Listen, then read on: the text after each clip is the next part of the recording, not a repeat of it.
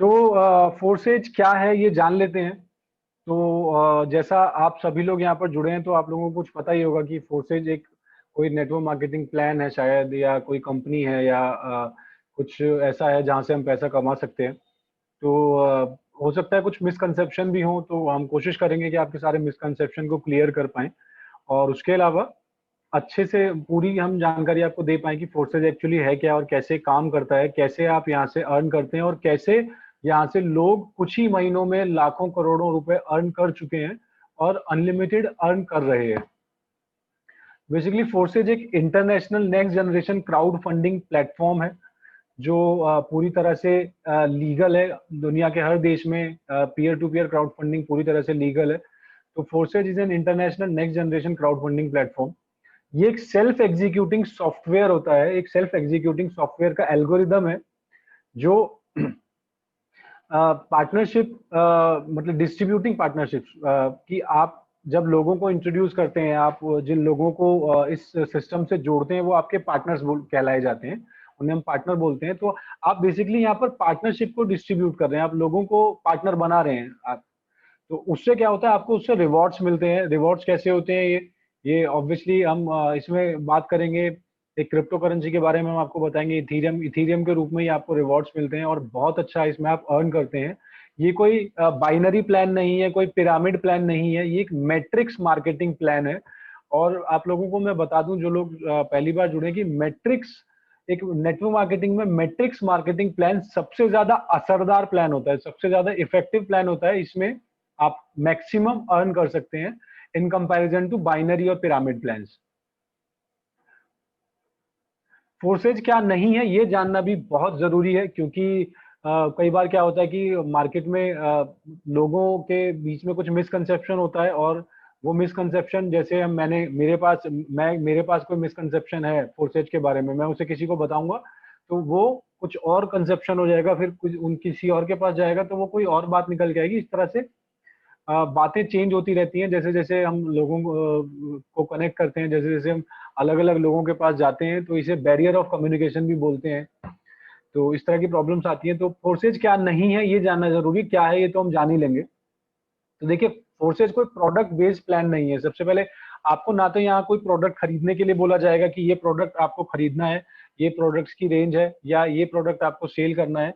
तो कोई product based ये प्लान नहीं है कि प्रोडक्ट खरीद के या बेच के आप यहाँ से पैसा कमाते हैं। सॉरी। कोई सर्विस प्रोवाइडिंग प्लान भी नहीं है। हम कोई इस तरह का कुछ नहीं है कि इसमें कोई एजुकेशन मटेरियल आपको मिलता है या फिर आपको कोई किसी तरह की सर्विसेज मिलती हैं कि आपको ये सर्विसेज सेल करनी है और इससे आपको अर्निंग होगी। तो ये इस तरह का भी कुछ नहीं है। मतलब कोई नकाब इसने नहीं फोर्सेज ने नहीं पहना हुआ है किसी भी तरह का।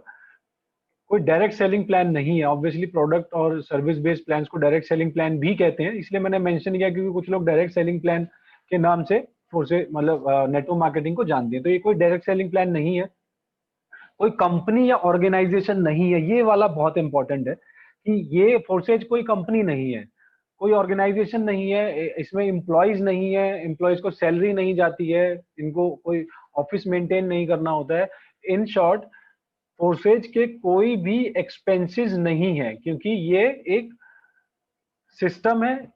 ये कंप्यूटर जनरेटेड सिस्टम है। जैसे जैसे हम आगे बढ़ेंगे आपके सारे डाउट्स क्लियर होते जाएंगे कि कंपनी नहीं है तो क्या है। कोई इन्वेस्टमेंट प्लान नहीं है। अगर आपको कोई ये कहता है कि इसमें आप 10,000 रुपए लगा दीजिए और आपको इतने दिनों बाद 20,000 रुपए मिल जाएंगे, तो ये गलत कहता है। या कोई आपसे कहता है कि आप इसमें पैसा लगाइए, आपको इतने रुपए का इंटरेस्ट आने लगेगा, इतने रुपए आप अपने आप आपके पास आने लगेंगे, तो देखिए कोई इन्वेस्टमेंट प्लान नहीं है। आप इसमें इन्वेस्टमेंट करके रिटर्न आपको नहीं मिलता है, इसमें काम करके रिटर्न मिलता है। नॉन वर्किंग इनकम्स भी इसके अंदर होती हैं, बट उन्हें हम एज एन इन्वेस्टमेंट प्लान नहीं कह सकते हैं, क्योंकि जो भी इनकम्स आप काम करके कमाते हैं वो आपकी श्योरिटी के साथ होती है कि श्योरिटी है उसकी कि आपको इनकम आएगी। बट जो नॉन वर्किंग इनकम होती है वो प्रोबेबिलिटी के साथ होती है, श्योरिटी के साथ नहीं होती है। कोई क्रिप्टो ट्रेडिंग एक्सचेंज ये नहीं है। कई लोगों को ये भी हमारे पास ऐसे क्वेश्चंस आते हैं, कई लोगों को ये गलतफहमी होती है। वो ये बोलते हैं कि यहाँ पर ट्रेडिंग होती है क्रिप्टो की, यहाँ पर आप जो भी, जैसे हम इथीरियम की हम बात करेंगे अभी आगे। इथीरियम एक क्रिप्टो करेंसी है, तो कि ये यहाँ पर ट्रेडिंग होती है। आप क्रिप्टो करेंसी को की ट्रेडिंग करते हैं आप, मतलब ट्रेडिंग कैसे होता है, जैसे आप शेयर की ट्रेडिंग करते हैं, अगर कोई किसी ने करी होगी तो आप लोग समझते होंगे कि ट्रेडिंग किस तरह से होता है। तो ये बेसिकली कोई एक्सचेंज नहीं है। एक्सचेंजेस अलग होते हैं, क्रिप्टो ट्रेडिंग एक्सचेंजेस बहुत सारे हैं इंडिया के अंदर, बट ये कोई क्रिप्टो करेंसी एक्सचेंज नहीं है। ये सिंपली एक नेटवर्क मार्केटिंग प्लान इसे हम बोल सकते हैं। एक नेटवर्क मार्केटिंग प्लान एक बहुत अच्छी बिजनेस अपॉर्चुनिटी है, जिसमें आप जुड़ के बहुत ज्यादा अच्छा अर्न कर सकते हैं बहुत कम लागत के साथ। तो फोर्सेज, अब छोटे शब्दों में समझ लेते हैं कि एक्चुअली फोर्सेज है क्या। तो ये वर्ल्ड का सबसे पहला 100% decentralised smart contract matrix project है इन इथीरियम ब्लॉकचेन। ये इथीरियम की ब्लॉकचेन के अंदर एक स्मार्ट कॉन्ट्रैक्ट मैट्रिक्स प्रोजेक्ट है जो 100% डिसेंट्रलाइज्ड है, और ये अपने आप में वर्ल्ड का पहला इस तरह का कोई मैट्रिक्स प्रोजेक्ट है।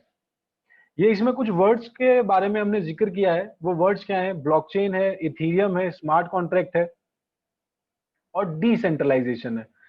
तो ये हम समझने की कोशिश करेंगे कि ये सारे वर्ड्स से हमारा क्या मतलब है, और आगे की स्लाइड्स में हम यही जानने की कोशिश करेंगे। उससे पहले मैं एक चीज वैसे आप लोगों को बताना चाहूंगा कि जो फोर्सेज आज हमारे सामने हम देख पाते हैं कि ये फोर्सेज एक मैट्रिक्स प्लान है और इससे बहुत ज्यादा लोग अच्छा अर्न कर रहे हैं। आप में से मेरे ख्याल से काफी लोगों ने सुना होगा कि बहुत ही अच्छी अर्निंग लोगों को हो रही है इससे। तो ये ऐसा नहीं है कि ये सडनली कोई चीज आई है, ये एक बहुत बड़ा इवोल्यूशन है, ये धीरे धीरे हुआ है। नेटवर्क मार्केटिंग कई सालों से, मैं जो सबसे पुरानी नेटवर्क मार्केटिंग कोई कंपनी को जानता हूं तो एमवे है, जो करीब 40 साल से भी ज्यादा से वर्ल्ड के अंदर काम कर रही है।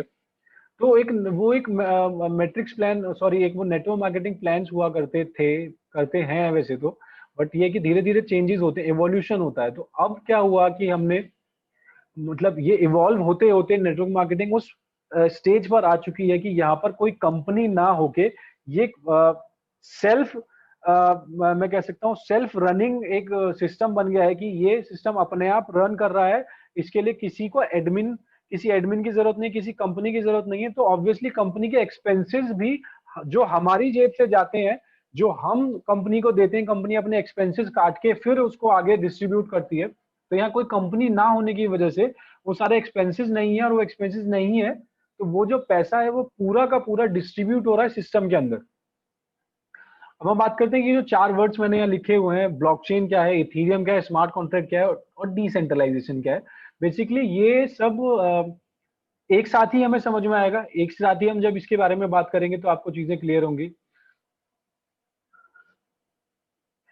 तो सबसे पहले आ जाता है कि ब्लॉकचेन क्या है। तो ब्लॉकचेन बेसिकली एक पीयर टू पीयर नेटवर्क होता है, जिसमें कोई एक सेंट्रलाइज सर्वर ना होके वर्ल्ड के अंदर लाखों सर्वर होते हैं, और उन लाखों सर्वर के थ्रू कोई भी ट्रांजेक्शन की जाती है, कोई भी किसी भी तरह की गतिविधि हम कर सकते हैं ब्लॉकचेन के थ्रू। ब्लॉकचेन के होने से क्या फायदा होता है कि एक तो आप जो भी काम करने जा रहे हैं, आपके और उस काम के बीच में जो भी मीडिएटर है उसका रोल खत्म हो जाता है। और आप डायरेक्ट, जैसे मैं एक एग्जांपल लेना चाहूंगा कि अभी क्या है कि वर्ल्ड के अंदर बहुत सारी कंट्रीज हैं जो ब्लॉकचेन के ऊपर बहुत सारे रिसर्च एंड डेवलपमेंट कर रही है, इंक्लूडिंग इंडिया। इंडिया भी बहुत सारा रिसर्च एंड डेवलपमेंट ब्लॉकचेन के अंदर कर रही है, ब्लॉकचेन के ऊपर कर रही है। और जैसा मोदी जी, प्रधानमंत्री मोदी जी का विजन है, वो चाहते हैं कि ब्लॉकचेन को सबसे पहले एग्रीकल्चर में अच्छे से इंडिया इन्फ्यूज कर पाए, ताकि जो किसान भाइयों को हमारे प्रॉब्लम होती है कि उनके पास अगर मान लीजिए एक एग्जांपल की 200 रुपए का, अगर अगर 1000 रुपए का गेहूं की कीमत है सरकार की नजरों में, तो वो 200 रुपए का ही बेच पाते हैं मीडिएटर्स को, और मीडिएटर्स उसे फिर आगे सरकार तक पहुंचाते हैं, तो वो पहुंचते पहुंचते 1000 रुपए का हो जाता है। तो ये जो बीच में सब घोटाला होता है, इसे जो ये जितना भी चीजें हैं कि भाई जितने मीडिएटर्स बीच में होते हैं उनका उतना कट चला जाता है। तो अगर इस चीज को ब्लॉकचेन के अंदर डाल दिया जाएगा तो ये जो सारी प्रॉब्लम्स है ये खत्म हो जाती है। ये सारी प्रॉब्लम्स इसके अंदर से खत्म हो जाती है। जस्ट अ मिनट, कुछ असामाजिक तत्व आ गए थे बीच में, सॉरी फॉर योर डिस्टरबेंस। तो मैं आपको बता रहा था ब्लॉकचेन क्या है। तो मोदी जी के अगर यूट्यूब पे आप देखेंगे, उन्होंने काफी ब्लॉकचेन के बारे में काफी चीजें बोली हुई है। तो वो चाहते हैं कि हम जो गवर्नमेंट है वो डायरेक्ट किसानों से कनेक्ट हो जाए ब्लॉकचेन के थ्रू, कोई मीडिएटर बीच में ना हो, हम डायरेक्ट अगर किसानों से कनेक्ट हो जाते हैं तो हम उनको मुआवजा दे सकते हैं, हम उनकी जो फसल है उनको हम ठीक से सही दामों पे खरीद सकते हैं। कोई भी जैसे फसल बर्बाद हो जाती है मौसम की वजह से या किसी भी रीजन से, तो हम उनके पास डायरेक्ट मदद पहुंचा सकते हैं ब्लॉकचेन टेक्नोलॉजी की हेल्प से। ब्लॉकचेन टेक्नोलॉजी बहुत ही खास टेक्नोलॉजी, बहुत ही बड़ा रिवॉल्यूशन है पूरे वर्ल्ड के अंदर, और सारी वर्ल्ड के अंदर बहुत सारी की सारी कंट्रीज आज की डेट में ब्लॉकचेन के अंदर बहुत बहुत ज्यादा रिसर्च कर रही हैं। अच्छा, ब्लॉकचेन वर्ल्ड में सबसे पहले कब आई थी उसके बारे में मैं आपको बताना चाहूंगा कि वर्ल्ड में एक क्रिप्टो करेंसी क्या होता है पहले ये जान लेते हैं हम। इथीरियम के बारे में हम फिर बात करेंगे। क्रिप्टो करेंसी एक करेंसी जैसा नाम से हम समझ पा रहे हैं कि करेंसी है, बट ये करेंसी थोड़ी अलग होती है, दुनिया की बाकी करेंसी से अलग होती है। जो बाकी करेंसीज है दुनिया में, जैसे रुपीज है, दिरहम है, डॉलर है, रूबेल है, यूरो है, ये जो सारी करेंसीज है इन्हें हम फिएट करेंसी बोलते हैं। तो फिएट करेंसीज में क्या होता है, उनकी एक खासियत कहें या उनका एक ड्रॉबैक कहें कि हर करेंसी एक कंट्री की होती है और उस कंट्री का पूरा कंट्रोल होता है उस करेंसी के ऊपर। तो ये उसका एक ड्रॉबैक भी है। जैसे फॉर एग्जांपल मुझे यहाँ से दुबई पैसे भेजने हैं, तो मैं यहाँ से आईएनआर में भेजूंगा, बट वो दुबई जाएंगे आईएनआर में तो नहीं जा सकते क्योंकि आईएनआर तो दुबई में चलता ही नहीं है। तो वो जो पैसा है वो पहले एक किसी एक्सचेंज पे जाके वो दुबई की करेंसी में एक्सचेंज होगा, मुझे एक्सचेंज पे कुछ चार्जेस देने होंगे, उसके बाद वो पैसा मैं दुबई भेज सकता हूँ। बट क्रिप्टो करेंसी क्या होती है, ये इन्हें डिजिटल करेंसी भी कहते हैं, और ये वर्ल्ड में एक ऐसी करेंसी इजाद की गई थी जो किसी कंट्री के कंट्रोल में नहीं है, इवन किसी के भी कंट्रोल में नहीं है, क्योंकि ये करेंसी ब्लॉकचेन के अंदर काम करती है। तो जब सबसे पहले कोई करेंसी आई थी वर्ल्ड के अंदर 2008-9 की बात है, बिटकॉइन के नाम से, मेरे ख्याल से काफी लोग जानते होंगे, बिटकॉइन का नाम सुना होगा। तो बिटकॉइन सबसे पहले वर्ल्ड के अंदर इंट्रोड्यूस हुई थी, और जब ही तभी हमें ये भी पता चला था कि एक टेक्नोलॉजी भी इंट्रोड्यूस हुई है वर्ल्ड के अंदर। इस टेक्नोलॉजी का नाम है ब्लॉकचेन टेक्नोलॉजी। यानी कि जो वर्ल्ड की पहली क्रिप्टो करेंसी थी, बिटकॉइन मतलब करेंसी है, वर्ल्ड की जो पहली क्रिप्टो करेंसी बिटकॉइन है, ये सबसे पहले ब्लॉकचेन टेक्नोलॉजी का जो यूज है, जो ब्लॉकचेन टेक्नोलॉजी बनाई गई थी, वो इस क्रिप्टो करेंसी ने जिसे मतलब जिसने ये क्रिप्टो करेंसी को बनाया है, सतोशी नाकामोटो, उन्होंने ही ब्लॉकचेन टेक्नोलॉजी का निर्माण किया था, ब्लॉकचेन टेक्नोलॉजी को इजाद किया था। और उसके बाद से और अब तक, ये बात हो गई करीब 10 से 12 साल पुरानी, उसके बाद से अब तक काफी ज्यादा डेवलपमेंट, काफी ज्यादा रिसर्च ब्लॉकचेन टेक्नोलॉजी में हो चुकी है। बहुत सारी चीजें बदली हैं, और इतनी अच्छे तरीके से बदली हैं कि हम बहुत अमेजिंग अमेजिंग चीजें देख पा रहे हैं वर्ल्ड के अंदर, जैसे जिनमें से फोर्साज भी एक अमेजिंग चीज है जो हम वर्ल्ड के अंदर देख पा रहे हैं। आपको मैं बता दूं, ये खास इसलिए है फोर्साज क्योंकि दुनिया का पहला है। ये जो मैं आपको बताने जा रहा हूँ, ये दुनिया की पहली ऐसी चीज है, वर्ल्ड की पहली ऐसी चीज है जो आप यहाँ पर एक्सपीरियंस करने जा रहे हैं, इसलिए ये बहुत खास हो जाता है। तो क्रिप्टो करेंसी मैंने आपको बताया, क्रिप्टो करेंसी में लेन देन आसान होता है क्योंकि किसी भी कंट्री का कंट्रोल नहीं होता, कोई भी कंट्री इसको रेगुलराइज नहीं कर सकती, कोई भी कंट्री इसे रोक नहीं सकती, इवन इसे कोई नहीं रोक सकता। ब्लॉकचेन टेक्नोलॉजी को रोका नहीं जा सकता। ये पीयर टू पीयर कनेक्टेड होती है, सभी लोगों के पास, आप सभी लोग इसे एक्सेस कर सकते हैं, कहीं से भी एक्सेस कर सकते हैं। ओपन सोर्स सिस्टम है, ओपन सोर्स प्लेटफॉर्म होता है, यानी आप वर्ल्ड में जो कभी पहली ट्रांजेक्शन हुई थी वहां से लेकर और आज तक जितनी भी ट्रांजेक्शन हुई है किसी भी ब्लॉकचेन के अंदर है, तो आप उसे ओपन सोर्स पे देख सकते हैं। इसे पब्लिक लेजर भी बोलते हैं। ये पब्लिक लेजर पे आप इसको सारी चीजें को देख सकते हैं। और ब्लॉकचेन टेक्नोलॉजी की एक खास बात होती है कि ब्लॉकचेन टेक्नोलॉजी को एग्जीक्यूट करने के बाद, एक बार उसको शुरू करने के बाद, ना तो उसे रोका जा सकता है ना ही उसे बदला जा सकता है, उसमें कोई भी चेंजेस नहीं किए जा सकते हैं। वर्ल्ड में कोई भी उसके अंदर कोई भी चेंजेस नहीं कर सकता है।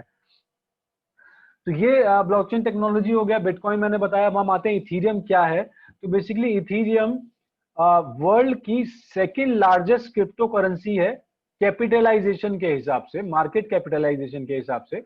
यानी कि बिटकॉइन के बाद जो सबसे ज्यादा फैली हुई करेंसी है वर्ल्ड के अंदर, जो सबसे ज्यादा यूज होने वाली करेंसी है वर्ल्ड के अंदर, उसका नाम इथीरियम है। इथीरियम 2015 में लॉन्च हुई थी, बिटकॉइन 2008 में लॉन्च हुआ था, तो करीब 7 साल लग गए इथीरियम को आने में। बट इथीरियम को सेकंड जनरेशन क्रिप्टो करेंसी बोला जाता है। रीजन, रीजन कुछ इसमें ऐसे फीचर्स हैं, इस करेंसी में कुछ ऐसे फीचर्स हैं जो इसे दुनिया की बहुत सारी क्रिप्टो करेंसी से अलग स्टैंड आउट कर देते हैं, बिल्कुल अलग खड़ा कर देते हैं कि ये ऐसी तो ये चीज मतलब अमेजिंग है, ये बिटकॉइन के पास भी ये फीचर्स नहीं है। वो फीचर्स क्या है?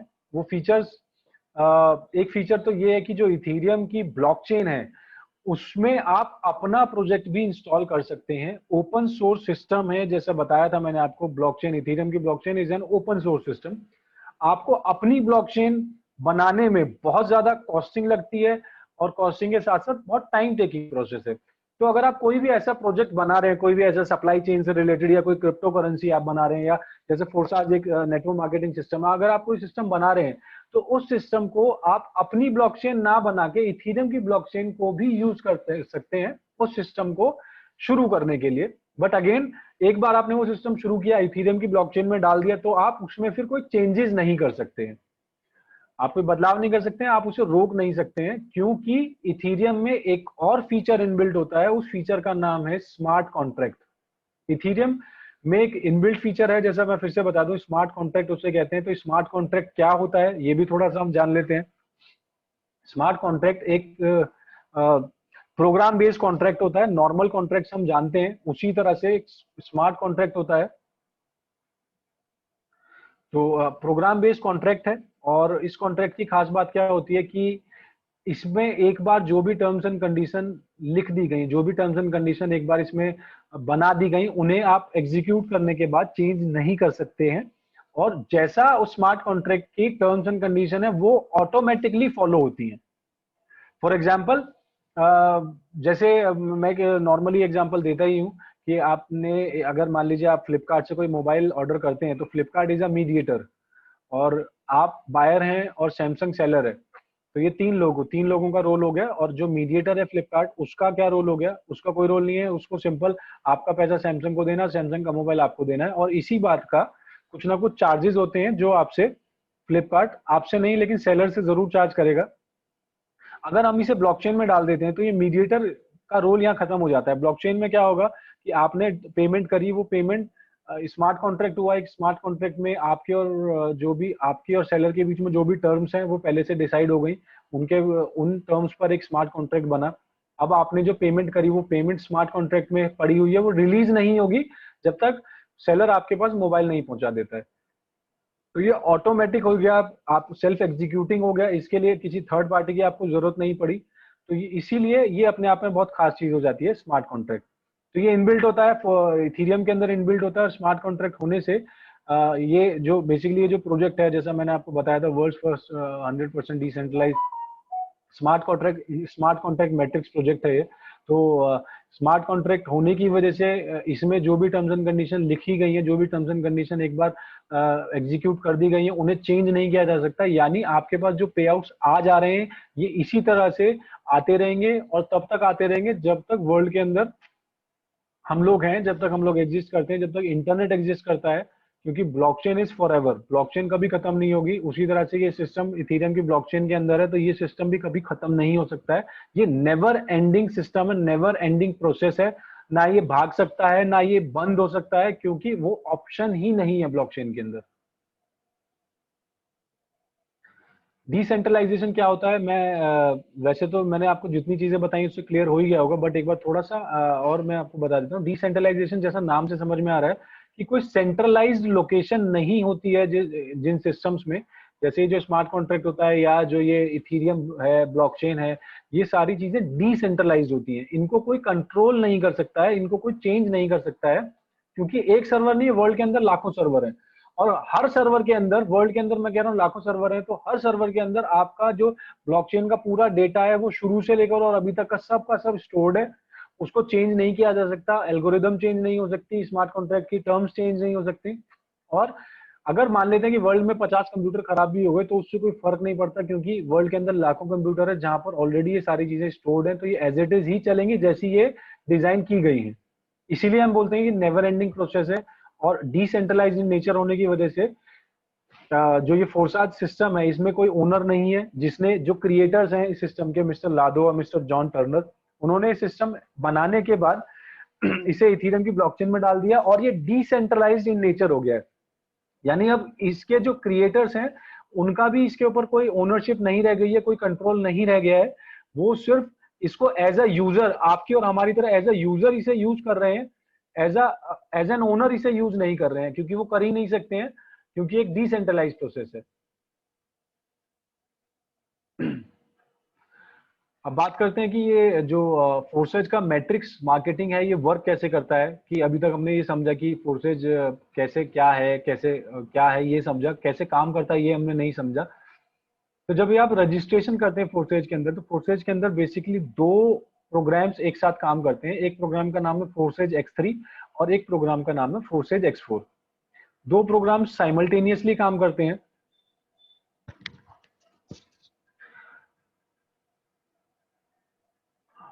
जस्ट अ मिनट जी। तो ये दोनों प्रोग्राम्स एक साथ, इन दोनों प्रोग्राम्स में आप अंदर एंटर करते हैं इसके, और इसमें कुछ खास चीजें होती हैं क्या कि जब आप एक बार प्रोग्राम में अंदर एंटर करते हैं उसके बाद अपने आपको अपने पार्टनर्स को इंट्रोड्यूस करना होता है, और उनको हम रेफर्ड पार्टनर्स भी कहते हैं, या हम पार्टनर्स कहते हैं, या हम डाउनलाइन भी बोलते हैं, बहुत सारे वर्ड्स हम यूज करते हैं। तो अपने रेफर्ड पार्टनर्स को यूज करना होता है। जो भी आपके रेफर्ड पार्टनर है वो लाइफ टाइम आपको फॉलो करेंगे।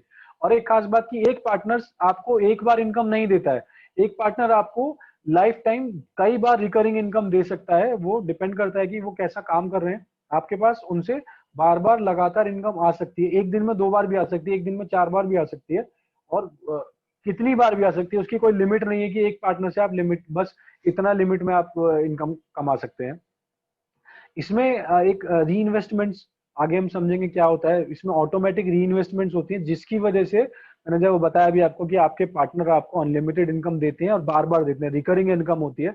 वो इसलिए होती है क्योंकि इसमें जो एक ऑटोमेटिक री इन्वेस्टमेंट्स का एक ऑप्शन होता है, जो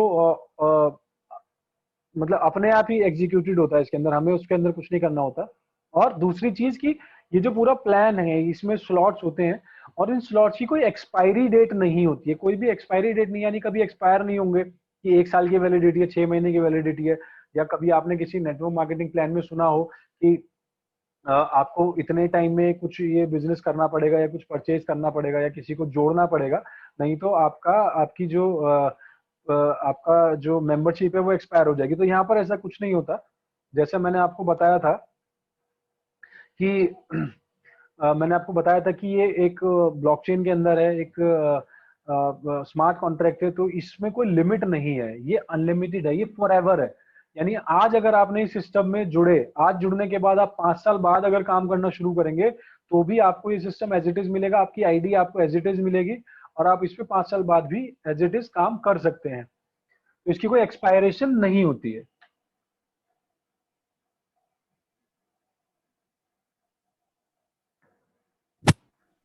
दीपक सर, जी जी। आप जो स्लाइड्स दिखा रहे हैं ना वो यहाँ दिखाई नहीं दे रही। लाइक आपने स्क्रीन शेयर किया हुआ है ढंग से? स्लाइड दिखाई नहीं दे रही सर? हाँ, दोबारा से एक बार स्क्रीन शेयर करो, स्टॉप करके। मैं दोबारा से शेयर कर, ये अभी सर अभी नहीं दिखाई दे रही है, शुरू से ही दिखाई नहीं दे रही? अभी हुआ है, लाइक आप स्क्रॉल कर रहे हैं शायद, या नहीं कर रहे हैं, समझ नहीं आ रहा। अच्छा अच्छा। दोबारा मैं से। सर मैं दोबारा से करता हूँ सर।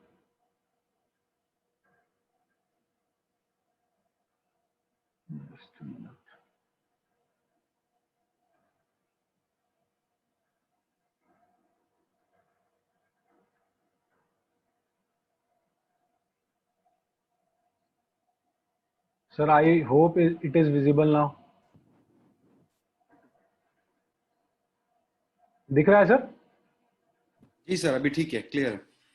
अच्छा क्लियर है, ठीक है sir, thank you so much, आपने बता दिया सर, नहीं तो मैं तो बोलता रहता, लोगों को समझ में नहीं आता। सर हम बैठे हैं। आ, तो हम बता रहे थे आपको, मैंने बताया आपको कि इसमें अच्छा पहले हम ये स्लॉट्स की हम बाद में बात करेंगे, पहले हम बात करते हैं कि रजिस्ट्रेशन इसके अंदर कैसे होता है।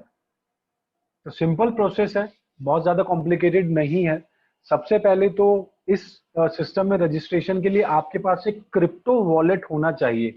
क्रिप्टो वॉलेट क्या होता है कि जो आप इथीरियम, बेसिकली इथीरियम में हम ट्रांजेक्शन कर रहे हैं, इतना तो हमें समझ में आ ही चुका है। जो भी ट्रांजेक्शन हो रही है इथीरियम के अंदर हो रही है, एकमात्र करेंसी इसके अंदर यूज होती है इथीरियम। तो इथीरियम एक हमारे पास एक इथीरियम वॉलेट होना चाहिए, जिसे हम क्रिप्टो वॉलेट में बोल रहा हूँ, उसे हम इथीरियम वॉलेट भी बोल सकते हैं, क्योंकि वो इथीरियम के लिए हमें वॉलेट है। तो एक इथीरियम वॉलेट हमारे पास होना चाहिए और उसके अंदर कुछ इथीरियम्स हमारे पास होने चाहिए। इथीरियम वॉलेट कौन सा हो सकता है, आप लोगों को जिन्होंने भी इंट्रोड्यूस किया है वो वैसे आपको इसके बारे में काफी अच्छे से बता पाएंगे, बट थोड़ा सा एक ओवरव्यू मैं दे देता हूँ। कुछ वॉलेट्स के नाम मैं बताता हूँ आपको। जैसे एक वॉलेट है ट्रस्ट वॉलेट। ट्रस्ट वॉलेट आपके पास हो सकता है, आपका अगर एंड्रॉयड फोन है तो उसमें अच्छे से सपोर्ट करता है, लेकिन आईफोन्स में अच्छे से सपोर्ट नहीं करता। अगर आपके पास आईफोन है तो आप टोकन पॉकेट भी यूज कर सकते हैं। टोकन पॉकेट आईफोन और एंड्रॉयड दोनों में आप यूज कर सकते हैं। उसके अलावा एक और वॉलेट है कॉइन बेस, उसे भी आप यूज कर सकते हैं।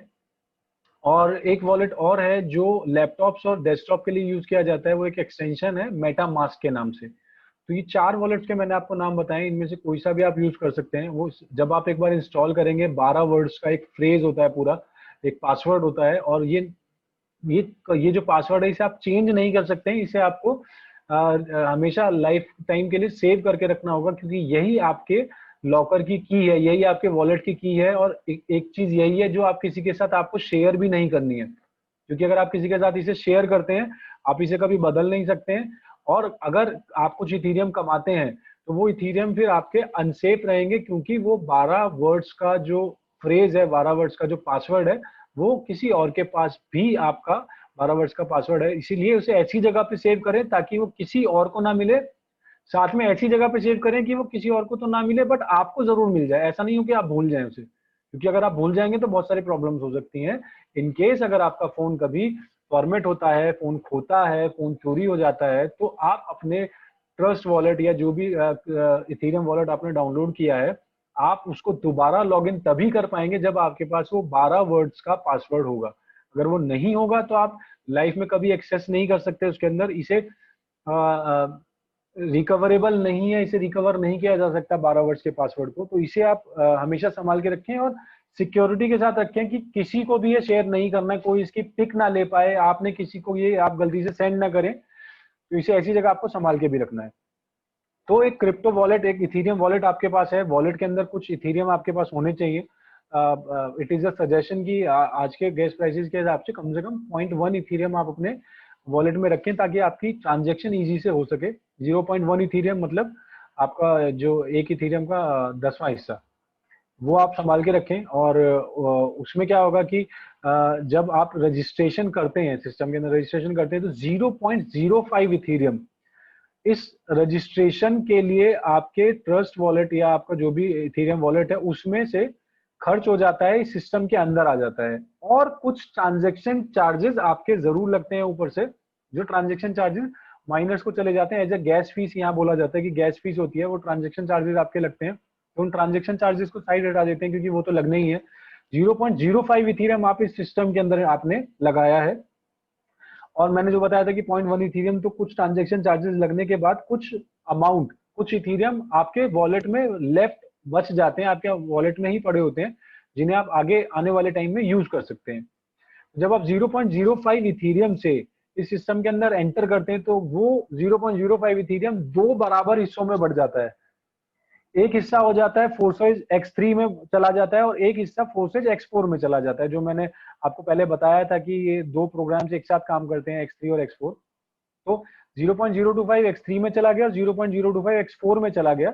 दोनों प्रोग्राम्स में आपने एक साथ रजिस्ट्रेशन करवा लिया है। यही इसका प्रोसेस है। पहली बार जब भी आप रजिस्ट्रेशन करते हैं तो दोनों प्रोग्राम्स में एक साथ रजिस्ट्रेशन करते हैं। अब ये दोनों प्रोग्राम्स कैसे काम करते हैं, दोनों प्रोग्राम्स अलग अलग तरीके से काम करते हैं, उसके बारे में भी हम आगे जानेंगे। तो पहले हम X3 के बारे में बात कर लेते हैं कि फोर्सेज X3 किस तरह से काम करता है। फोर्सेज X3 सिंपल होता है। इसमें एक आपकी आईडी है, एक आईडी के नीचे 3 लोग होते हैं, और ये 3 लोग आपको अर्निंग देते हैं। कैसे देते हैं? जब आप पहला पार्टनर इंट्रोड्यूस करते हैं, जो ये 1 नंबर पर आप देख रहे हैं, जब ये फर्स्ट पार्टनर को आप इंट्रोड्यूस करते हैं, तो इनके जो पैसा X3 में जो पैसे 2 जगह डिवाइड हुआ था, जो इथेरियम 2 जगह डिवाइड हुआ था, उसमें जो X3 वाला अमाउंट है वो पूरा का पूरा आपके वॉलेट में आ जाता है इमीडिएटली। जैसे ही आपने आपने सिस्टम में एंटर किया, जैसे ही आपके डाउनलाइन ने सिस्टम में एंटर किया, उनका पूरा का पूरा पैसा जो X3 में आया था 0.025, वो पूरा का पूरा बिना किसी डिडक्शन के 100% इनकम, 100% अमाउंट आपके इथेरियम वॉलेट में डायरेक्ट चला जाता है, इमीडिएटली चला जाता है। उसी तरह से जब आप सेकंड पार्टनर को इंट्रोड्यूस करते हैं तो उनका भी पूरा का पूरा 0.025 आपके इथेरियम वॉलेट में इमीडिएटली चला जाता है। अब आती है थर्ड पर्सन की बारी। जब आप थर्ड पर्सन को इंट्रोड्यूस करते हैं तो ये जो इनका जो पैसा है ये जाता तो आपके पास है, बट री इन्वेस्टमेंट की फॉर्म में। री इन्वेस्टमेंट यहाँ टर्म आ जाती है। ये पैसा आपके पास गया, आप ये जो यहाँ पे देख रहे हैं एक रिसाइकल वाला जो एक निशान बना हुआ है, इसका मतलब ये है कि हम इसे ऐसे समझ सकते हैं कि आप ही हैं और आपने ये एक दोबारा से इसके अंदर री लॉगिन किया है सिस्टम के अंदर, और जब आप इसके अंदर दोबारा से री लॉगिन करते हैं तो आप अपनी अपलाइन के नीचे दोबारा से प्लेसमेंट ले लेते हैं। और इससे होता क्या है कि जो पैसा री इन्वेस्टमेंट की फॉर्म में आपके पास आया था वो पैसा आपकी अपलाइन के इथेरियम वॉलेट में चला जाता है।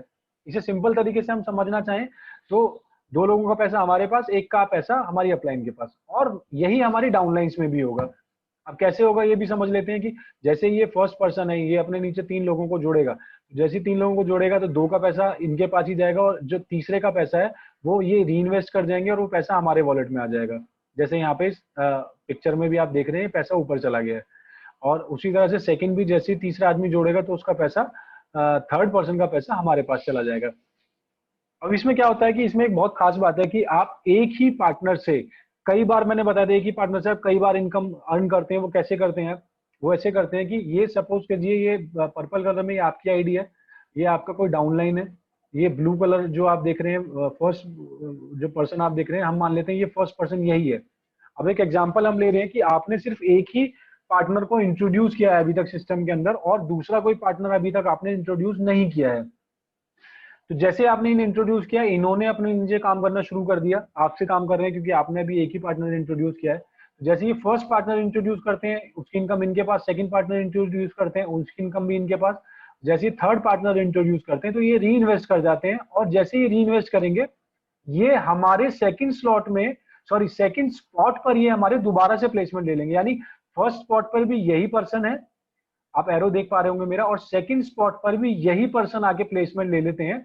और जैसे ही सेकंड स्पॉट पर प्लेसमेंट लेते हैं तो इनका जो री इन्वेस्टमेंट का पैसा था वो हमारे वॉलेट में आ जाता है।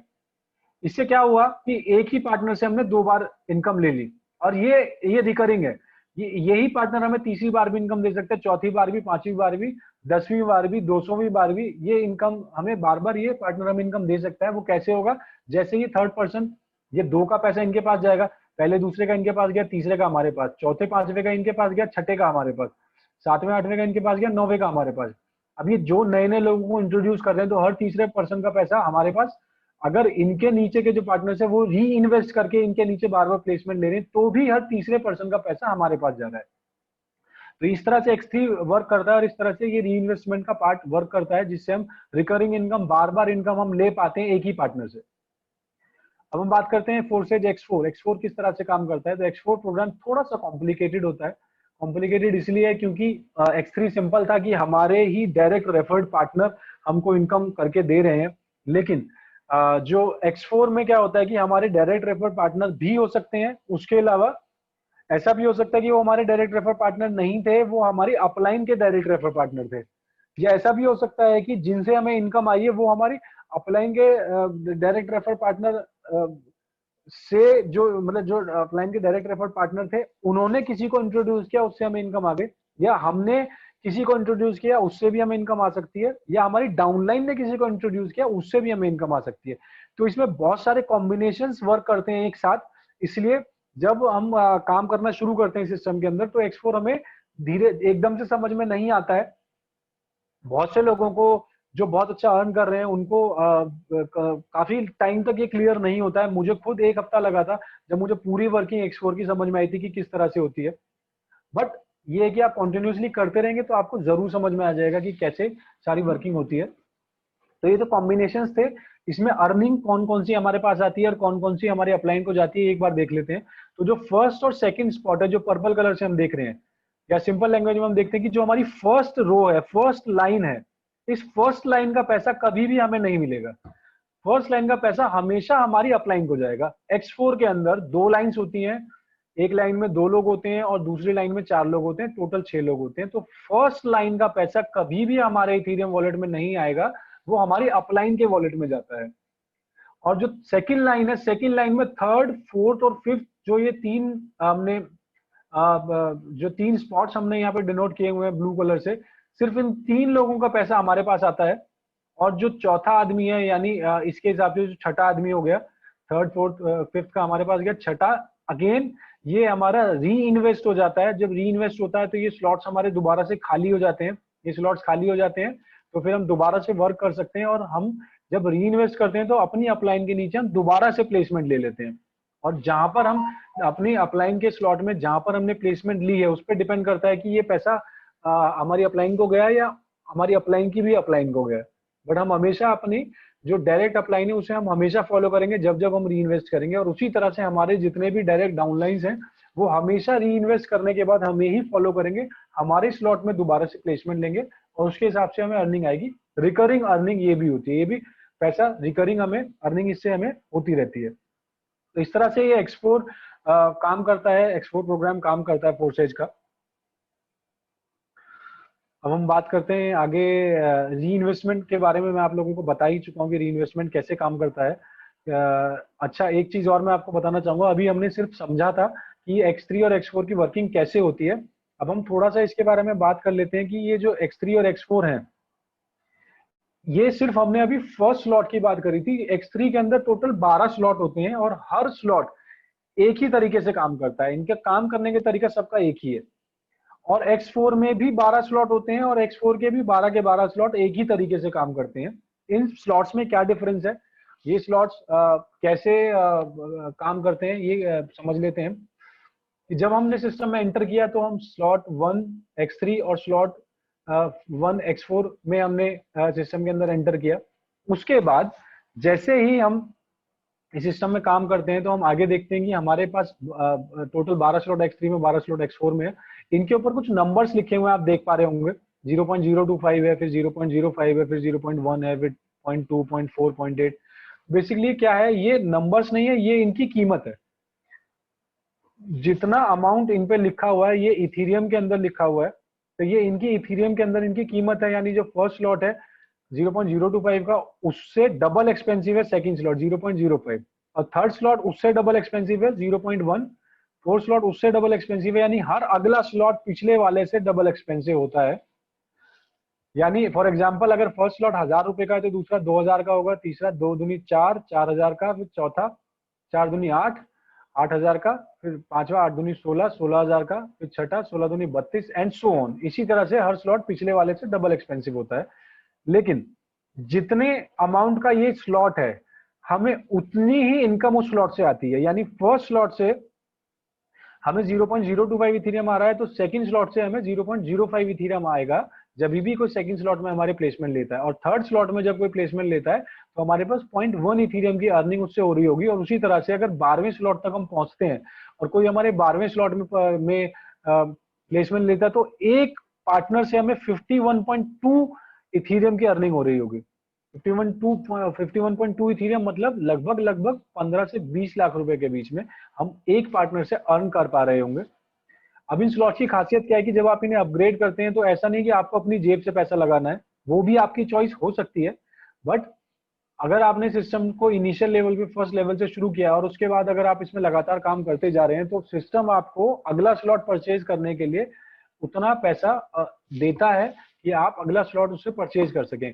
यहाँ पर हम देख सकते हैं जैसे X3 में, X3 के अंदर जो टोटल 3 स्पॉट है तो थर्ड स्पॉट तो री इन्वेस्ट होता है, लेकिन 2 स्पॉट जो है बाकी, इन 2 स्पॉट से हमें इनकम आती है। यानी जितनी अमाउंट का ये फर्स्ट स्लॉट है उसकी डबल इनकम हम इससे एक राउंड के अंदर अर्न कर सकते हैं। जबकि ये राउंड अनलिमिटेड होते हैं, ये राउंड एक से ज्यादा हो सकते हैं, 2 हो सकते हैं, 20 हो सकते हैं, 2000 राउंड भी ये हो सकते हैं। हर राउंड में हमें डबल इनकम आती है उस स्लॉट की, उस स्लॉट की कीमत की डबल इनकम आती है। और हमें पैसा बार बार खर्च नहीं करना, जो भी स्लॉट हम परचेज करते हैं वो फॉर लाइफ टाइम होता है, उस स्लॉट को दोबारा से हमें परचेज नहीं करना होता। उसी तरह से X4 में मैंने आपको बताया था कि 3 इनकम हमारे पास आती है। यानी जो ये पूरा जो स्लॉट की कीमत है उस स्लॉट का 3 गुना पैसा हमें एक राउंड में मिल जाता है। 2 राउंड हम काटेंगे इसके तो 3 दूनी 6 गुना पैसा हमें एक ही स्लॉट से मिल गया। तो इसी तरह से सोन आगे आगे जैसे स्लॉट्स बढ़ते चले जाते हैं, हमारी इनकम बढ़ती चली जाती है, और हर स्लॉट से X4 के हमें 3 गुना पैसा मिलता है। तो ये था री इन्वेस्ट, आपको मैं बता ही चुका हूं। अब अपग्रेड की बात करते हैं कि ये जो स्लॉट्स मैंने 12 के 12 स्लॉट्स आपको बताए किस तरह से काम करते हैं। तो इसके लिए हमें अपग्रेड करना होता है। अपग्रेड कैसे करना होता है कि एक X3 का इसके अंदर जैसे एग्जांपल दिया हुआ है, जैसे ही पहली बार आपके किसी स्लॉट में पहली बार X3 के अंदर 3 लोग प्लेसमेंट लेते हैं, तो जैसे ही तीसरा आदमी प्लेसमेंट लेगा, सिस्टम आपको ऐसे येलो कलर का एक मार्क डिनोट करेगा। इस येलो कलर के मार्क का मतलब है कि आपको अब अपना नेक्स्ट स्लॉट अपग्रेड कर लेना चाहिए, और उससे ज्यादा पैसा, उतना पैसा आप ऑलरेडी कमा चुके हैं जिस पैसे से आप नेक्स्ट स्लॉट अपग्रेड कर सकते हैं इजीली। सिस्टम से आप उतना पैसा कमा चुके हैं। तो ये एक बार प्रोसेस है, फर्स्ट टाइम आपको ऐसा करना होता है।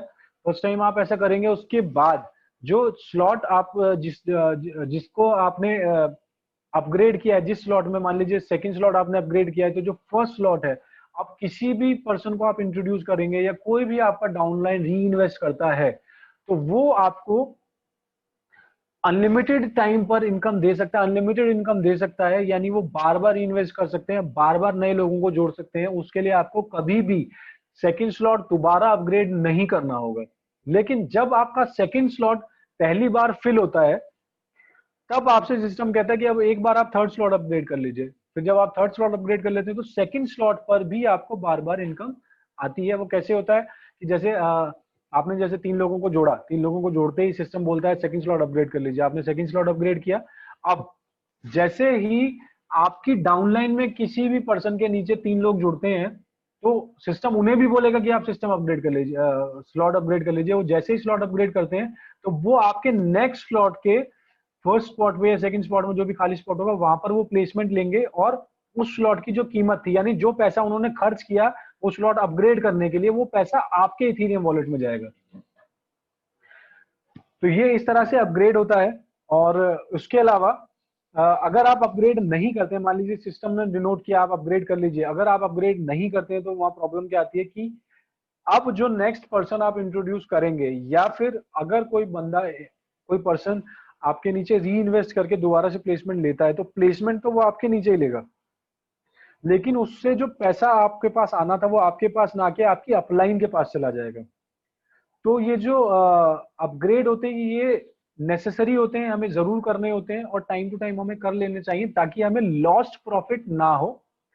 और जो ये लॉस्ट प्रॉफिट हमें हुआ है, ये हमारी अपलाइन का एक्स्ट्रा प्रॉफिट कहलाता है, क्योंकि आपने टाइम से अपग्रेड नहीं किया था, तो वो पैसा आपकी अपलाइन के पास चला गया, तो वो अपलाइन का एक्स्ट्रा प्रॉफिट हो गया। ऐसे गिफ्ट के शेप में, गिफ्ट के रूप में वो पैसा उनके पास शो होता है कि ये अमाउंट इनके पास चला गया था। तो ये एक तरीका हो गया अपग्रेड करने का। दूसरा एक और तरीका होता है अपग्रेड करने का, कि सिस्टम आपको बताए उससे पहले भी आप इसमें जितने चाहें उतने स्लॉट अपग्रेड कर सकते हैं। आप चाहें तो 2 स्लॉट अपग्रेड कर सकते हैं, चाहें तो 12 के 12 स्लॉट अपग्रेड एक साथ कर सकते हैं।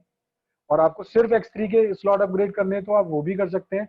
अगर आपको सिर्फ X4 के स्लॉट अपग्रेड करने हैं तो आप वो भी कर सकते हैं। वो आपकी विश है। अगर आप ज्यादा पैसा इन्वेस्ट करना चाहते हैं, ज्यादा पैसे के साथ आप सिस्टम के अंदर आना चाहते हैं, तो आप ये काम को कर सकते हैं। ओवरफ्लो, ओवरटेकिंग और रिटर्न्स क्या होते हैं, तो एक बार हम समझाने की कोशिश करते हैं। जैसे फर्स्ट, सेकंड, थर्ड, ये 3 स्लॉट्स आप एक साथ देख रहे हैं, 3 स्लॉट्स ओपन है। 3 स्लॉट्स में आप देख रहे हैं कि ये जो डॉट्स हैं अलग अलग तरह के डॉट्स हैं।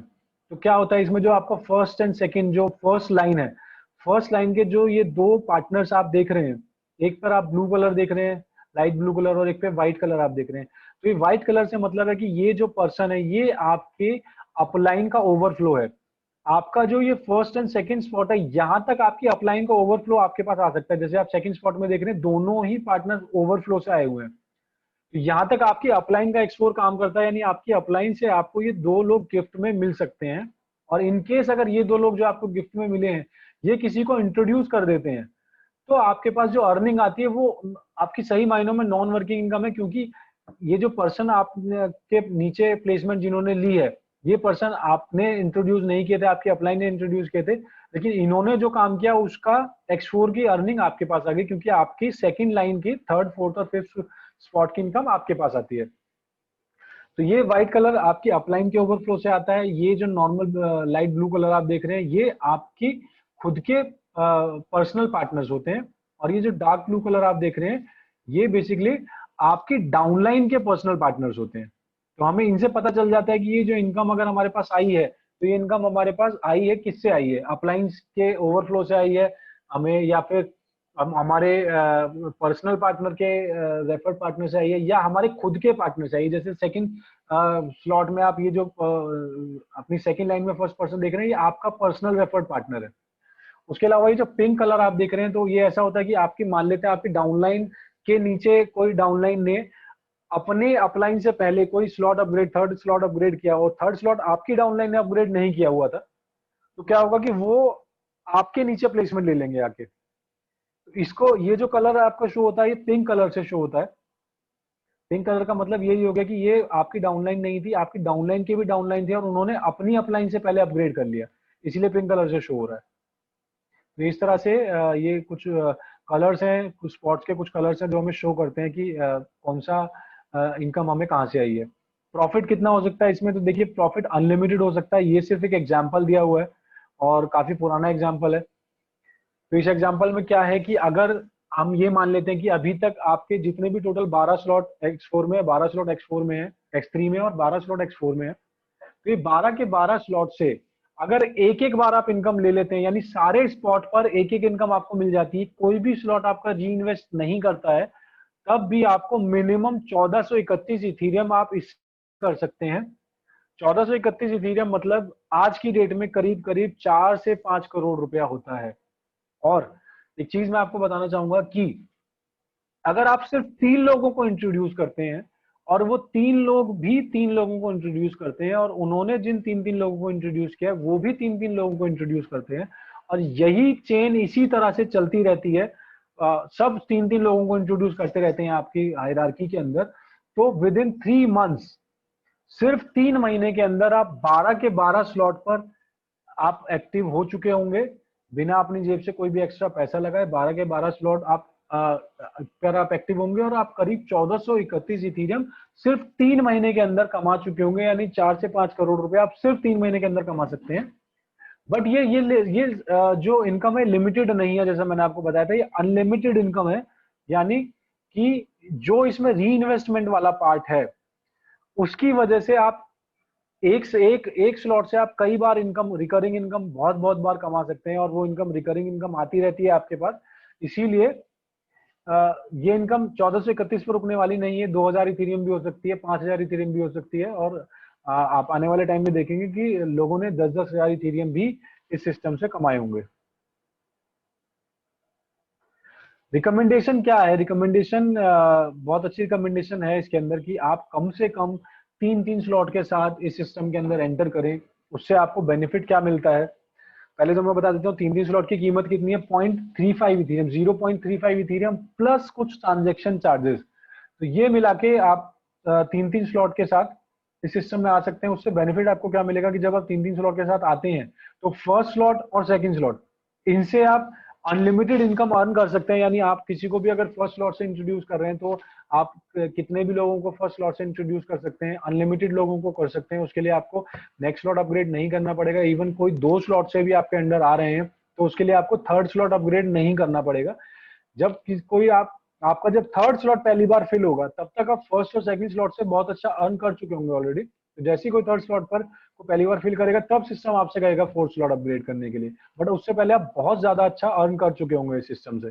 इसलिए रिकमेंडेशन है कि 3 स्लॉट में आपको 3 स्लॉट के साथ आना चाहिए। और मैं आपको बता दूं, आप जितने ज्यादा स्लॉट परचेज करते हैं, जितने ज्यादा स्लॉट आप अपग्रेड करते हैं, चाहे सिस्टम के साथ साथ करें या फिर पहले से आप अपग्रेड कर लेते हैं, उससे आपको बेनिफिट क्या मिलता है? आपको ये बेनिफिट मिलता है कि आप, जब आपने मान लीजिए 3 स्लॉट आपने अपग्रेड किए, तो आप फर्स्ट स्लॉट से तो अर्न कर ही रहे हैं, सेकंड स्लॉट से भी अर्न कर रहे हैं, थर्ड स्लॉट से भी अर्न कर रहे हैं। उन्हीं पार्टनर से, या हमें अपलाइन से भी अगर पार्टनर मिल रहे हैं, तो हमने जो ये 3 स्लॉट करे हैं, तो हमारे पास 3 सोर्स ऑफ अर्निंग हो गई अलग अलग। 4 स्लॉट पर है तो हमारे पास 4 अलग अलग सोर्स ऑफ अर्निंग हो गई, और हमें हर स्लॉट से पैसा आ रहा है, और पिछले वाले स्लॉट से डबल पैसा आ रहा है हमें हर अगले स्लॉट से। तो अगर हम 12 के 12 स्लॉट ओपन कर लेते हैं, तो यानी 12 जगहों से हम, अलग अलग 12 जगहों से हम इनकम कर रहे हैं। हमारे पास 12 अलग अलग जगहों से इनकम हमारे पास रेगुलर आ रही है, रिकरिंग इनकम आ रही है। तो ये एक रिकमेंडेशन था, और इस तरह से हमारा X4 का जो सॉरी, जो हमारा फोर्सेज का जो प्रेजेंटेशन है यहाँ पर एंड होता है। मैंने कोशिश करी कि मैं लगभग सारी चीजें इसके अंदर कवर कर सकूं। और थैंक यू